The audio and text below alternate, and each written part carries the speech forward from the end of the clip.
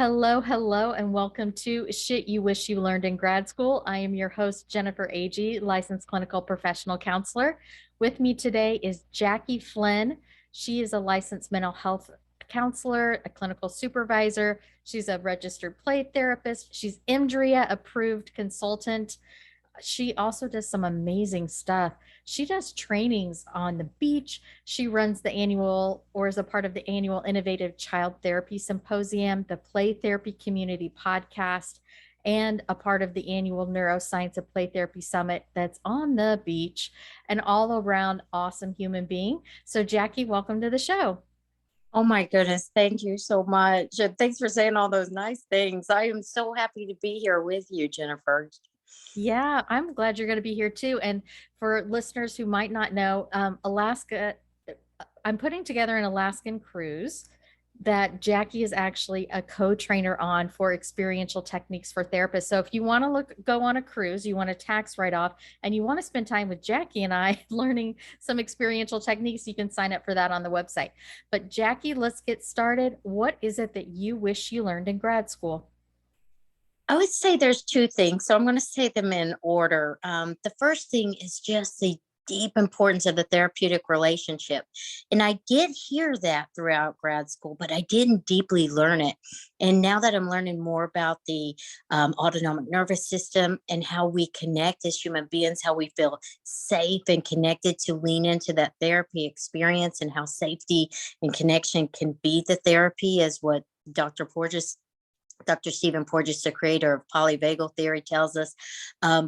Really understand on a much greater level the importance of the therapeutic relationship. So in the beginning, I feel like I started off my work as a therapist more focused on what type of therapy to learn to provide, what techniques I needed, get this workbook, get that. And it's not so much of what you do as much as who you are, like how connected are you with this other human being that you're in this very sacred space with.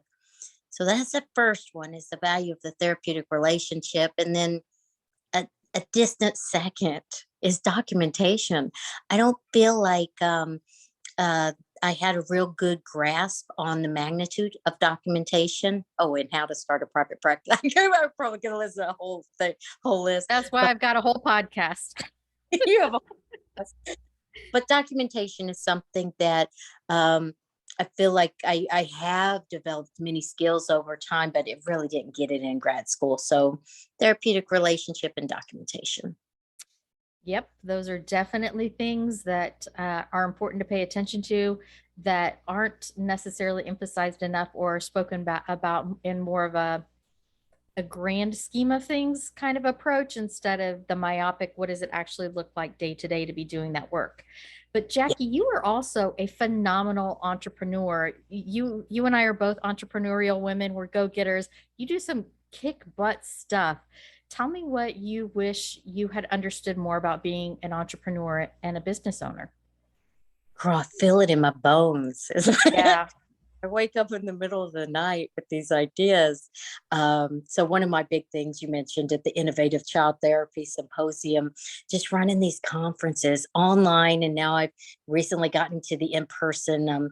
So the conference, Innovative Child Therapy Symposium, there's a lot of business components to it. Marketing, organization, things of that nature.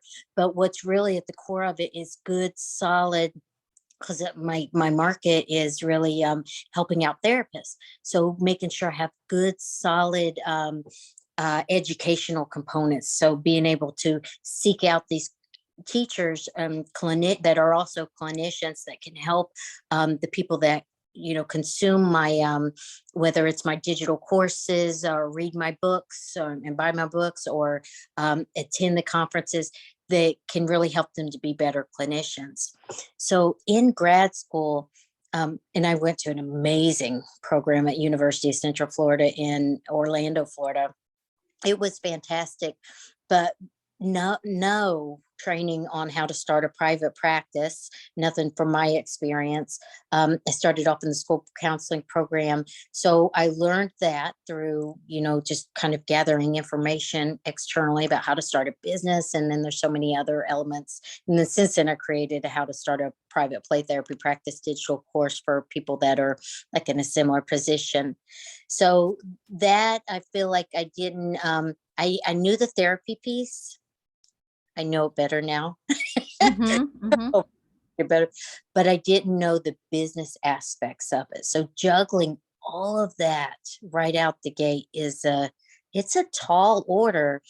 But I think what is probably more important than the actual what do you do and how do you set up these businesses, and whether it's writing a book, creating a course, or whatever, starting a podcast, it's your own learned limitations, your Yeah. own kind of self perception of like whether you're capable, whether you're worthy, whether you're good enough. All of these messages that sometimes were ingrained early on in childhood, they just pop up and rear their head at like 2 a.m. Like, who am I to start a private practice? Who am I going to read a book? How am I going to consult with parents? Because my child's doing the same thing the parents that are coming to me are doing. So I didn't in grad school get that piece. So I love that you have this podcast so people can explore that and maybe do some work around that when it's necessary. Absolutely. I think this idea that you're alluding to is imposter syndrome, Yeah. right? We we have we know that we have some skills. I mean, we probably have some student loan debt to prove that, that but we've gotten some education around it. We've done continuing education. We have some clients, but that that internal doubt that comes, those little whispers in the ear that say, nobody's going to show up. You're not Mhm. enough. You don't know what you're talking about in the room. And I've literally had a session. Now, this was at this point, I was probably a therapist for 18 years. I've got great skills. I remember a client talking to me about what was going on and sharing. And I thought, man, you should really see somebody about that. I remember thinking that in the session and I cracked up. I was like, Jennifer, you are the expert in the room here. Like, get it together, woman. But even after all these years, sometimes it creeps in and I think, yeah, that's a good question. Who should we talk to about that? Yeah, they're like real life problems that just kind of pop in right there with us. That imposter syndrome, though, I've gotten coaching on it because I felt it. It feels like a monster inside. So I Mhm. reached out to Ernesto. Many people listening probably know Ernesto. He's brilliant, and also Lisa Dion. And I would say Ernesto's name, but I always like mispronounce it, Sigamondo or something. Sigismundo, yeah. Mhm. Yeah, always mispronounce. Everybody knows Ernesto, though. It's like Madonna, or you know, one name, and you know who you're talking about. So Ernesto helped me out, and also Lisa Dion. And one thing that I heard from Lisa Dion that really stuck is there's value in that imposter syndrome. There's value in not feeling like you know it all, Mhm. because this urge, this hunger, this eagerness to stretch out your knowledge base, to be able to venture into things that aren't comfortable. And that's where growth happens. So when I feel it, and I still feel it, it doesn't go away. When I feel it, and it's not necessarily my negative cognitions, it's not like that I'm not good enough or I'm not worthy or I'm not capable of showing up. It's more of like a, whoa, this is new to me. This is kind of scary. And here I am doing this something that is taking a lot of courage. And I'm not 100% sure that I know all of the parts and the pieces and how this works. There's value in the discomfort, but where I feel like successful entrepreneurs, and whatever how you define success, where they really kind of stand out is they embrace that discomfort and they move forward anyway. I think, Mhm. yeah, like the what is Elizabeth Gilbert in that movie Eat, Pray, Love? She's like, not the movie. It was, I believe, in a Marie Forleo video or something about eat the shit sandwich. Can I say Yeah. shit? Yes, you can. It's Okay. literally in the title of the podcast. Oh, that's right. That's right. So it's like eating the shit sandwich. Like you have all kinds of good stuff that comes with it. Just like this Alaskan cruise is going to be amazing. Oh my Yeah. gosh, amazing. Yeah. I can't wait. But there's some shit sandwich that comes with that. There's Mhm. stuff. what do I do? How am I going to navigate this? And who am I going to call there? And there's some risk. I'm going to give this lady my credit card and I'm going to hope that this part pans out, So there's that capacity to eat the shit sandwich. I feel like it's a big part of the success story. I think you're absolutely right. And I think it's good for listeners to understand that although the imposter syndrome, those self-doubty kinds of things, they don't really go away because we're continuing to take risks.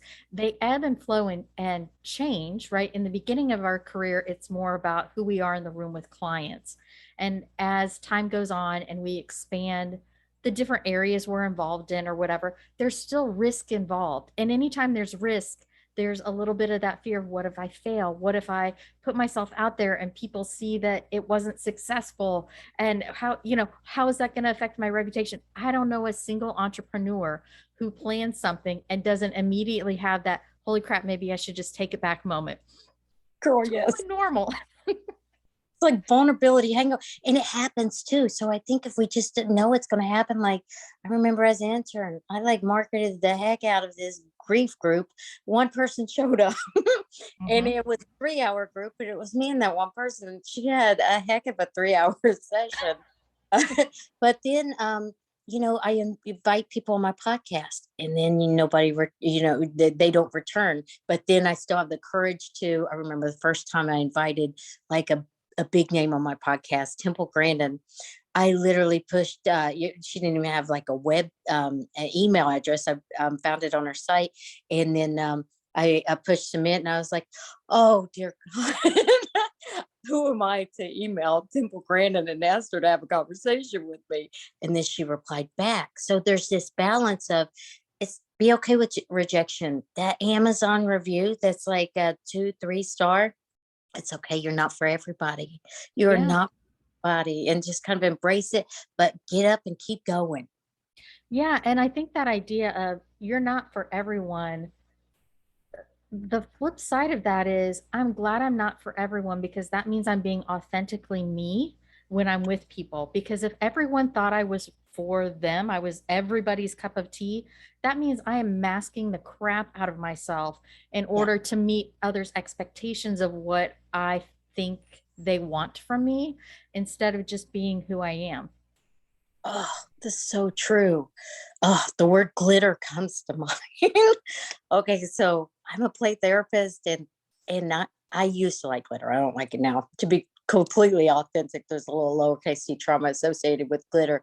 But I remember I had glitter on my couch. And then I had this couples client come in and they were dressed pretty nicely. And they weren't happy with the little spots of glitter.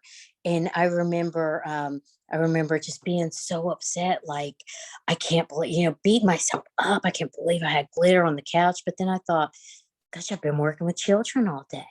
And there's glitter on my couch. I'm just a glitter on my couch type of person. And I learned to embrace that for a little bit until I decided I didn't like glitter. But it to not be who you are, you burn out. You decide, hey, I don't like this. You might be able to white knuckle it for a while and say, oh, yeah, I could do this or I like this. But then over time, the truth comes out. Mm-hmm. It comes Well, and I out think in that this anymore. Yeah, I think that's where therapists get themselves into trouble. And I do not have the statistics off the top of my head, but the rate of longevity in this career in private practice is actually pretty low. And Mm, I think a large part of that is because therapists fail to give themselves permission yes. to expand, grow, reclaim this new space of authenticity as we are growing, evolving, and changing and saying, what I did before doesn't really fit who I am now. I need to etch a sketch that and come back to the drawing board.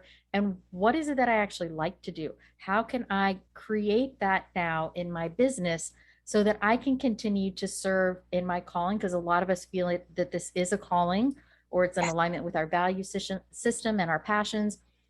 But I would encourage you, if you're feeling stuck or you're feeling like you're having thoughts of, man, is there anything else I can do other than this? maybe it is time for you to have a season to step away. I mean, who am I to say?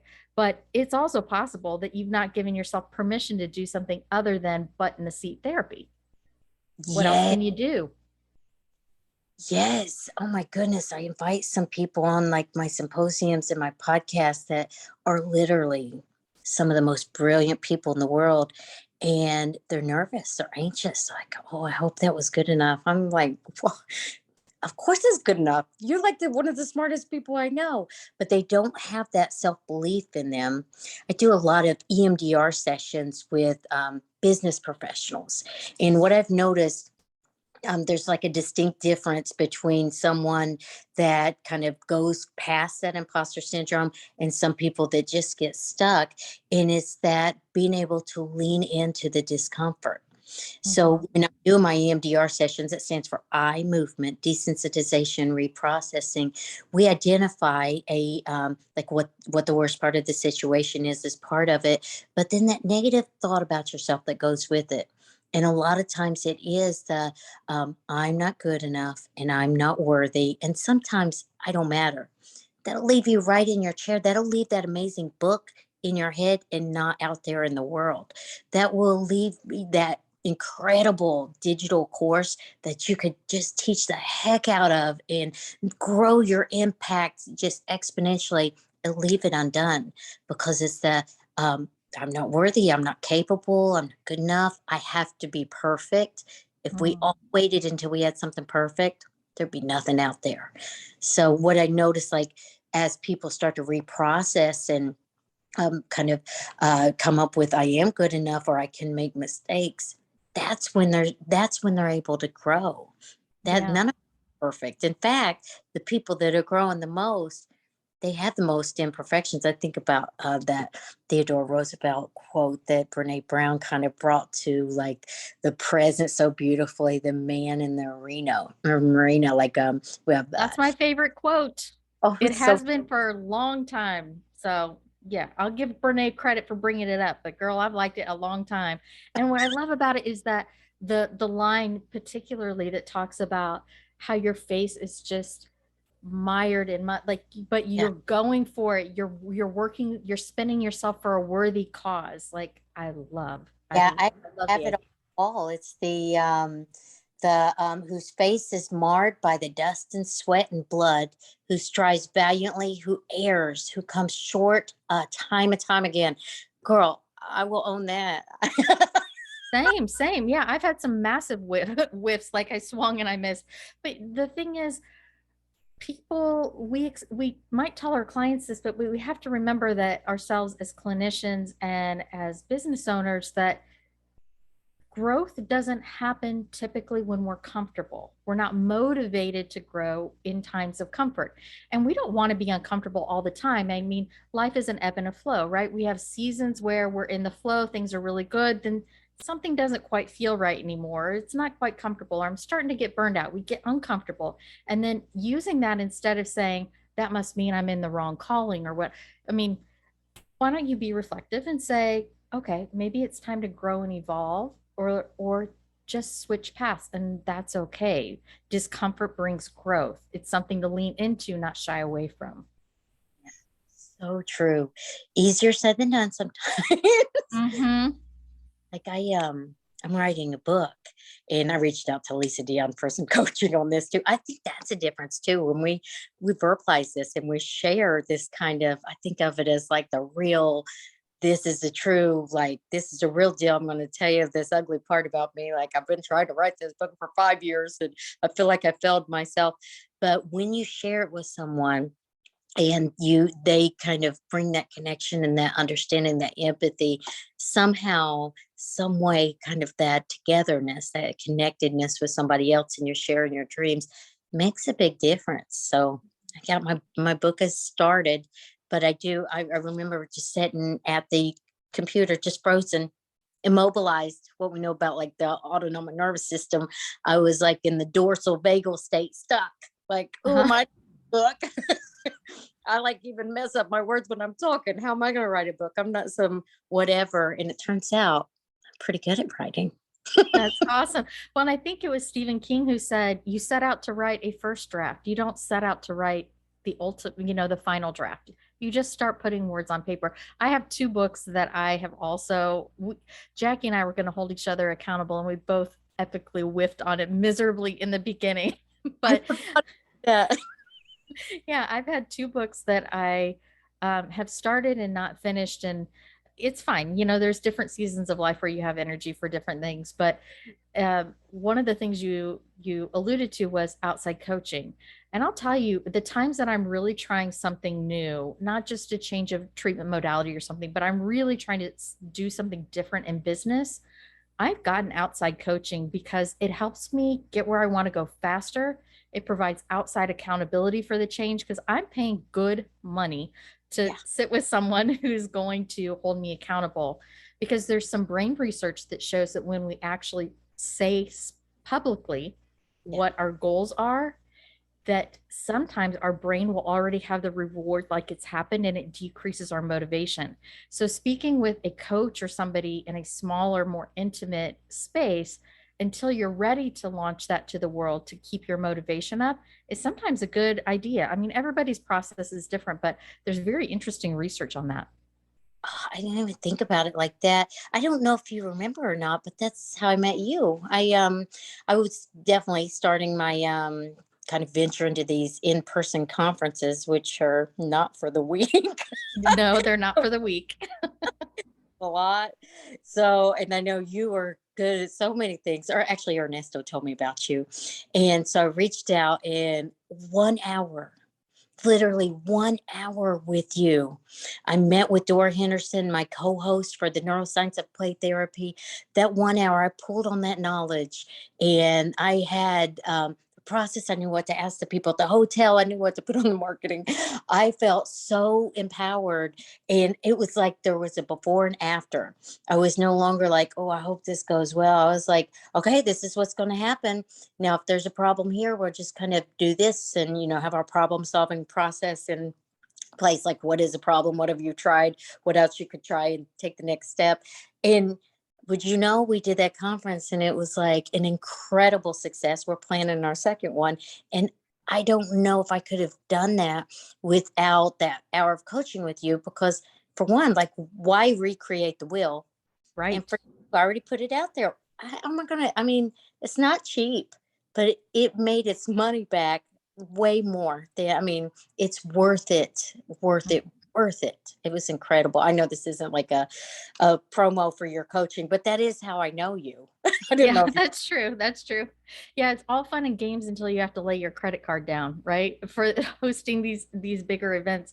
I think sometimes when you go to the events, you kind of look at the people who are running them, and I've had people that I've coached say things to me like, "Well, I'm not like you or so and so or so and so," and I think, hey, we all get scared shitless too, right before we hand over our credit card and hope it Yeah. works out. Like, you're just like us, and it's gonna be okay.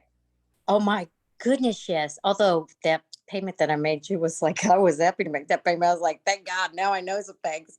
But when you give it to like whomever, whether it's the platform that you're going to host your digital course on, whether it's the hotel that you're going to hold a conference on, whether it's the landlord that you're opening up your new private practice and you're getting space and you're like, please, please let this work out. Please. It's scary. Hmm. Expect it to not be scary is scary in itself. Yeah. Just What are some of the things that you do to combat that? Because I think, of course, the more you have success in a certain area, the more confident you are, and that decreases naturally. But you, as an entrepreneurial woman, you have started a lot of different ventures. So, what are some of the things tips and tricks for combating that imposter syndrome, that holy crappiness that comes with doing new things? I'd love to hear it. so there's three things, and my first one is movement. Like, even especially when COVID happened, this makes me sound like a goof, but this is the real me. Like, in between sessions, I just get on my bicycle and I ride around the block as fast as I can. There's a bilateral stimulation. What we know about the body is that felt sense of, it's the sympathetic state of the autonomic nervous system. It actually is our vagus nerve sending information that around our organs that kind of squeezes and constricts, and it's like that fight or flight. when we move, we're able to process through that energy, that stored energy, and that regulates us. So movement, I get up and I go to the beach. I really get out in nature. Movement outside, I can't do it without it. That's literally essential. And then the second one is social engagement. When I get stuck, I reach out to some of my friends that don't shut me down. You know who they are. You know who the people that you're like, girl, I'm getting ready to spend $3,000 at this hotel, and I don't know if anybody's going to sign up for this thing. And I'm going to do this thing that nobody's ever done before. What do you think? Oh, wow. They cheer you on. And my Or, friends will say, "Hey, if no one shows up, you let us know. We'll take the week off work. We'll have a vacation." So then I'm like, yeah, either way, it's a win-win. yeah, let's get a bottle of wine. Yeah, yeah. Those friends that when you're really successful and you get that speech booked, or you're writing that book, or it's like I changed my session fee, and you tell somebody about it, the friends that cheer you on, surround yourself by some, you don't need a lot of them, but one, two, three of those. So first is the movement. Second is the social engagement, supportive people, and the third one is meditation. So it's like the opposite, but I'm. I wonder sometimes. For a long time, I was like, "Do I have ADHD?" Because I'm like so distracted. And I remember Ernesto like put a post on Facebook. I love his post; he's so funny. But about all these different ideas in his head, that's the way mine is. But I think that's part of being like an entrepreneur. Like you could literally be in the line at the grocery store, and it's like, oh, I want to do that. Oh, that. And it's just from just having a moment still. We see But opportunity everywhere. everywhere, like at any given time, in the shower, when we're sleeping, we pop awake, when we're at church. I mean, it's crazy. It's like Yeah. everywhere. So I need to calm that party in my head sometimes. Sometimes I need to turn down the volume. So I like the Calm app because I think it's tailored towards people, at least this is what I tell myself, towards people that are very active minded. Because it doesn't require you to be some like little like a guru on top of a mountain meditating very still. They walk you through the meditation in a way that's doable, that I literally crave every day. Hmm. So I listen to music in the morning, get up early, and then I use that Calm app every day. So movement throughout the day, and then periodically I'll reach out to my friends that are supportive. And the third thing is meditating, the mindfulness meditation, whatever that kind of looks like for whoever's listening. Yeah, that's very similar to my process as well. Again, my brain is always thinking of ideas. I've said it in this podcast before, but if you didn't catch that episode, I have an Excel spreadsheet because I am a super organized in my brain, and literally a super organized therapist entrepreneur. So I have an Excel spreadsheet called business ideas. There's different tabs at the bottom, and inside each tab I get to brain dump all of the different ideas I have, because everything isn't for now and it immediately, but then my brain can release it going, okay, so when we have time for like this podcast, I have had 62 ideas of topics I wanted to talk about for 3 years that I've been adding to, but it wasn't the right time. I was focusing on the retreats. I was focusing on, I had grandkids and little ones around for a while again. And so I just needed to not be in that space. But now that I'm ready, I've already actually done a lot of the work. So Yeah. I'll get movement, I get things out, there's some activity involved. And then people who know me well will know I am about to unleash a new thing when I get quiet. So what happens is my brain is bubbling with thoughts and ideas, and behind the scenes I'm working, and because I do strategic business planning, like I love that stuff, all the nerdy stuff that a lot of therapists don't like. I really like that stuff. Like I want you to learn how to have an excellent retirement and things like that. But I will get very quiet because my brain it's in processing mode. It's processing, it's planning. I'm going into the strategic part of my brain that says, in what order should this unfold so that it then grows into one of the other ideas that I have on my list. So I get very quiet and still right before an idea launches because my brain is in strategic planning mode. Man, that makes me think of like a tsunami before it comes up, the water pulls back. Yeah. Girl, I am the opposite of organized. This is my today to-do list. I do that every day. Mhm. Like, I think I need to schedule some more coaching with you. You know, we all have our process, and as long as you have some of the systems in place that help that work, who Yeah. gives a rip? You know, like we've all got our own way of doing things, and that's cool. But yeah, people who know me well, if I get quiet or you don't see me on social media for a little bit, you can bet that something's about to be released because I've pulled back like the tsunami to get still before I unleash an idea onto the world. Calm before the Jennifer storm. There you go. Storm of amazingness, those retreats that you do. Everything you do is amazing. I'm like really like impressed by you. So I'm excited about this Alaskan cruise. It's gonna be fun. Me too. And you know, I'm at the point in my career where I don't have little kids at home anymore. My kids are raised, they're married. I'm financially stable, like in the I don't have college tuition coming out or anything where I have these big like to do, like you must produce kinds of feelings under the surface. And this season is playfulness. It's fun. It's I'm not really doing it unless I wanna. And that doesn't mean I don't need to pay the mortgage because I do, but it gives you a different level of freedom. And so different life stages require different things of you, but I am having a hell of a good time in this stage doing all the stuff that and creating things that I myself want. And that isn't really possible if you keep your butt in the chair. It takes that discomfort. It's worth it. It's It's worth totally worth it. Jackie, thank you for coming on today. How can people connect with you other than coming to Alaska with us? Counselingcommunity.com. The retreat is on there. You want to be there, I promise you. But how can people connect with you? Oh my gosh, it's gonna be fun. I'm gonna have to bring my prefrontal cortex back online after hearing that.